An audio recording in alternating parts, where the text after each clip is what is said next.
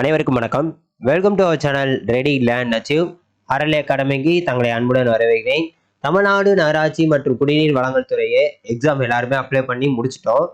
So இன்னைக்கு என்ன அப்படின்னு பார்த்தீங்கன்னா கரெக்ஷன் விண்டோ பீரியட். அதாவது என்ன பார்த்தீங்கன்னா நம்ம பல தப்புகள் பண்ணியிருப்போம். தப்பே பண்ணாத மனுஷங்க நீங்கள் யாரும் கிடையாது. ஸோ அந்த தப்பை திருத்திக்கிறதுக்கு உண்டான வாய்ப்பு எப்போவுமே எல்லாருக்குமே இருக்குது. அது லைஃபாக இருந்தாலும் சரி, அப்ளிகேஷன் ஃபார்மாக இருந்தாலும் சரி. ஸோ அந்த அப்ளிகேஷன் ஃபார்ம் தான் ஓப்பன் ஆகிருக்கு. ஸோ அதோட லிங்க் வந்து கீழே டிஸ்கிரிப்ஷனில் நான் கொடுக்குறேன். ஸோ அதில் என்னெல்லாம் திருத்தம் பண்ணலாம், எதெல்லாம் மாற்றலாம், சப்போஸ் லாகின் ஐடி பாஸ்வேர்ட்லாம் மறந்து போச்சுன்னா என்ன பண்ணலாம், இந்த மாதிரி எல்லா கேள்விக்குண்டான ஒரு வீடியோவாக தான் நம்மளோடது இருக்குது. ஸோ முடிஞ்ச அளவுக்கு எல்லாரோட டவுட்ஸையும் நான் கிளாரிஃபை பண்ணுறேன். அப்படி இல்லாத பட்சத்துக்கு நீங்கள் கமெண்ட் பண்ணுங்கள், என்னால் முடிஞ்ச வரைக்கும் ரெஸ்பான்ஸ் பண்ணுறேன். ஓகே, கிளியரா?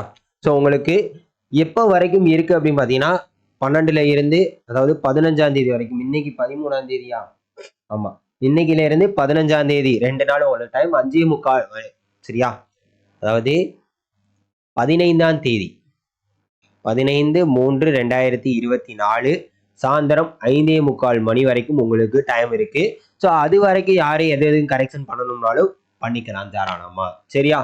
ஸோ அதுக்கு முன்னாடி நம்ம சேனலுக்கு நீங்கள் புதுசாக இருந்தீங்கன்னா தயவுசெய்து நம்மளோட சேனலை சப்ஸ்கிரைப் பண்ணிட்டு உங்களோட ஃப்ரெண்ட்ஸுக்கு ஷேர் பண்ணி விடுங்க. நம்ம கிட்ட மெக்கானிக்கல், சிவில், ட்ரிபிள் ஏசி எல்லா மெட்டீரியலுமே இருக்குது. அதோட லிங்க்குமே கீழே டிஸ்கிரிப்ஷனில் கொடுத்துருக்கேன், போய் பாருங்கள். இந்த எக்ஸாமுக்கு உண்டான மெட்டீரியல் வேணுங்கிறவங்க அதை வாங்கி நம்மகிட்ட யூஸ் பண்ணி இப்போ இருந்தே படிக்க ஸ்டார்ட் பண்ணுங்க.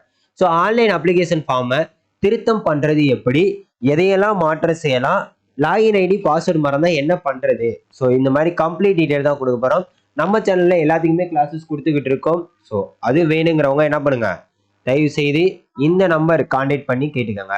ஸோ நீங்கள் லிங்கை கிளிக் பண்ணோன்னே என்ன ஆகும் அப்படின்னு பார்த்தீங்கன்னா, அதாவது கீழே இருக்குல்ல அந்த லிங்கை கிளிக் பண்ணீங்கன்னா, அப்படி இல்லைன்னா TNMAWS யூ கேன் அப்ளை அப்படின்னு போயிட்டீங்கன்னா உள்ள உங்களுக்கு சைன்இன் அப்படின்ற ஆப்ஷன் காட்டும். சைன்இன் பண்ணிட்டீங்க அப்படின்னு பார்த்தீங்கன்னா உங்களோட லாகின் ஐடி. ஸோ இப்போ லாகின் ஐடி, பாஸ்வேர்டு, இப்போ நம்ம ஃபர்ஸ்ட் அந்த 3ஆவது டாபிக் போயிடும். இப்போ எனக்கு வந்து லாகின் ஐடி மறந்துருச்சு சார், நான் என்ன பண்ணலாம் அப்படின்னு. இந்த அப்ளிகேஷன் ஃபார்ம் அப்ளை பண்ணி கடைசியாக ஒரு பிரிண்ட் எடுத்து வச்சிருப்பீங்க தெரியுமா?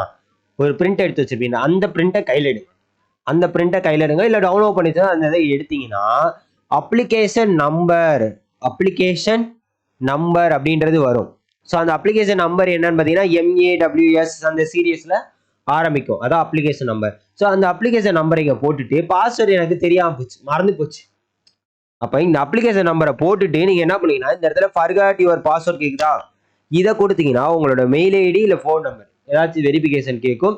அது மூலயமா உங்களோட என்னது பாஸ்வேர்டை மாற்றி வச்சுக்கோங்க. மாற்றி வச்சுட்டு நீங்கள் திருப்பி லாகின் பண்ணீங்கன்னா உங்களுக்கு லாகின் ஆகிடும். Simple solution. ஸோ பாஸ்வேர்டு எதுவும் மறந்து போச்சுன்னா என்ன பண்ணலான்ற சொல்லிட்டேன். நெக்ஸ்ட்டு உள்ளே போயிட்டீங்கன்னா உங்களுக்கு எப்படி காட்டும்னா இந்த இருக்கு பாருங்க, re-edit application, view application, change password, complete. So இந்த 3 பாஸ்வேர்ட் மாற்றினாலும் மாற்றிக்கலாம், அப்ளிகேஷன் எடிட் பண்ணாலும் பண்ணிக்கலாம். ஸோ எல்லாமே நம்ம என்ன பண்ணிக்கலாம், இந்த இதில் பண்ணிக்கலாம். இதில் வந்து நீங்கள் ரீஎடிட் அப்ளிகேஷன் இதை தான் கிளிக் பண்ணணும். ஸோ இந்த இருக்கு பார்த்தீங்களா, இது நம்மளோட லாகின் ஐடி. இதே மாதிரி தான் உங்களுக்கு லாகின் ஐடி இருக்கும். ஸோ இதில் வந்து ஃபர்ஸ்ட் எடுத்தோன்னே என்ன கொடுத்துருக்காங்க அப்படின்னு பார்த்தீங்கன்னா முக்கியமான அறிவிப்பு. இந்த அறிவிப்பை படிக்காம யாருமே என்னது உள்ள போகிறாதீங்க. ஸோ இந்த தப்பெல்லாம் தயவு செய்து பண்ணாதீங்க. கரெக்ஷன் பண்ணியும் பிரயோஜனம் இல்லாமல் போயிடும்.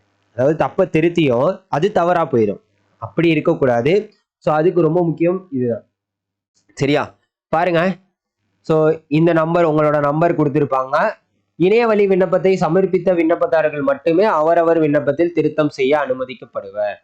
விண்ணப்பதாரர்கள் விவரங்களை திருத்தம் செய்து புதுப்பித்தவுடன் முதல் பக்கத்திலிருந்து கடைசி பக்கம் வரைக்கும் உள்ள சமர்ப்பி, அதாவது இந்த tick mark, declaration tick mark உள்ள ஒவ்வொரு பக்கத்துக்குமே கேட்பாங்க. ஒவ்வொரு பேஜுக்குமே கேட்கிறப்ப அந்த டிக் மார்க்கை கன்ஃபார்ம், நெக்ஸ்ட் இதெல்லாம் வந்து அந்த டிக் மார்க்கை கிளிக் பண்ணி தான் கொடுக்கணும். அதை கிளிக் பண்ணாம கொடுத்தீங்கன்னா அந்த பேஜ்ல ஏதாச்சும் மாற்றம் செஞ்சதுன்னா அது வந்து ஏற்றுக்கொள்ளப்படாது அப்படின்றத சொல்லியிருக்காங்க. சரியா? அந்த பொத்தானை அழுத்தி விண்ணப்பத்தில் செய்யப்பட்ட மாற்றங்களை உறுதி செய்ய வேண்டும். அவ்வாறு செய்யவனில் என்னது மாற்றங்கள் ஏற்றுக்கொள்ளப்பட மாட்டாது அப்படின்னு சொல்லிட்டாங்க. சரியா? கடைசியாக உள்ள சமர்ப்பி பொத்தானை, அதாவது எல்லாமே முடிச்சு கடைசியில வந்து ஒரு 16 டிக்ளரேஷனுக்கு டிக் கேட்கும். அது போக பாப்அப் 2 தடவை வரும். எஸ் ஐ அக்ரி, எஸ் ஐ அக்ரின்னு 2-3 தடவை ஒரே பாப்பப் கேட்கும். அதுக்கு எல்லாமே நீங்க கொடுக்கணும். ஸோ அதுக்கு முன்னாடி கரெக்டா எல்லாமே கொடுத்துருக்கீங்களா அப்படின்றத தயவு செய்து பார்த்துருங்க. சரியா? திருத்தம் மேற்கொள்ளும் விண்ணப்பதாரர்கள் திருத்தம் மேற்கொள்ளும் குறிப்பிட்ட இடத்தில் பேனல் உரிய திருத்தம் மேற்கொண்ட பின்பு தொடர்ச்சியாக அடுத்த பகுதியிலையும் சரிபார்க்க வேண்டும்.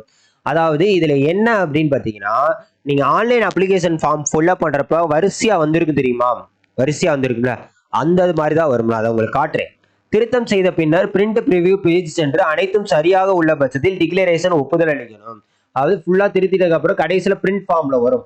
எல்லா டீடைல்ஸும் கரெக்டா இருக்கான்னு திருப்பி காட்டும்.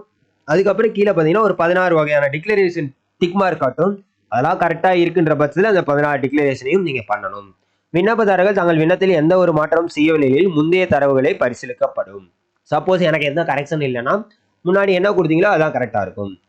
இங்க பாருங்க, இதுல வந்து கைபேசி எண்ணும் இமெயில் ஐடியும் மாற்றவே முடியாது. அப்ப இதெல்லாம் மாற்ற முடியாது அப்படின்றத தெரிஞ்சுக்கோங்க. சரியா? Okay, next.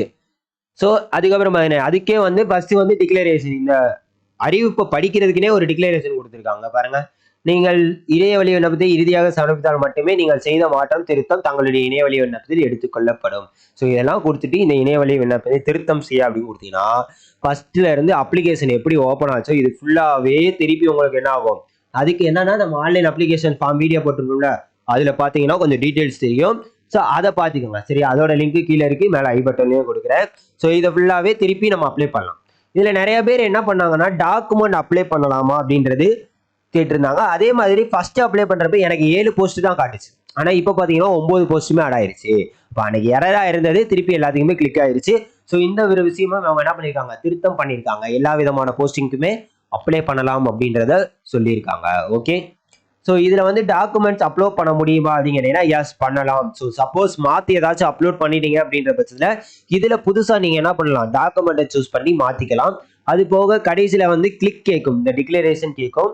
அதுக்கப்புறம் பாத்தீங்கன்னா இந்த இம்பார்ட்டன்ட் நோட்ஸ் இதெல்லாம் முடிச்சதுக்கு அப்புறம் ஃபைனல் பிரிண்ட் ப்ரிவியூ ஃபார்ம் காட்டும். அந்த பிரிண்ட் ப்ரிவியூ ஃபார்ம்ல நீங்க என்ன பண்ணலாம் அப்படின்னு பாத்தீங்கன்னா உங்களோட டீடைல்ஸ்லாம் கரெக்டா இருக்கா அப்படின்றத பார்த்துக்கிட்டு இந்த இது வந்து 2 தடவை பாப்பப் ஆகும். இந்த கன்ஃபார்ம் அபோவ் கொடுத்துட்டு ஐ அக்ரி கொடுத்தீங்கன்னா இது 2 தடவை பாப் ஆகும். இதைத்தான் வந்து நீங்க கரெக்டா கொடுக்கணும். அப்படி இல்லை ஏதாச்சும் ஒரு எரர்னா no I want to use the திருப்பி டீடைல்ஸ் அகைன் அப்படின்றத பார்த்துட்டு முடிச்சிடலாம். சரியா? ஓவராலா வந்து இவ்வளவுதாங்க. அதே மாதிரி பாத்தீங்கன்னா நம்மளோட மெக்கானிக்கல் மெட்டீரியல் அவைலபிளா இருக்கு. டிப்ளமோ வந்து தமிழ் மீடியத்திலையும் டிகிரி வந்து இங்கிலீஷ் மீடியத்திலயும் இருக்கு. இதோட வீடியோஸும் கீழே லிங்க் இருக்கு, மேலே ஐ பட்டனையும் கொடுத்துருக்கேன், தயவுசெய்து பாருங்க. Civil department diploma standard material அவைலபிளா இருக்கு.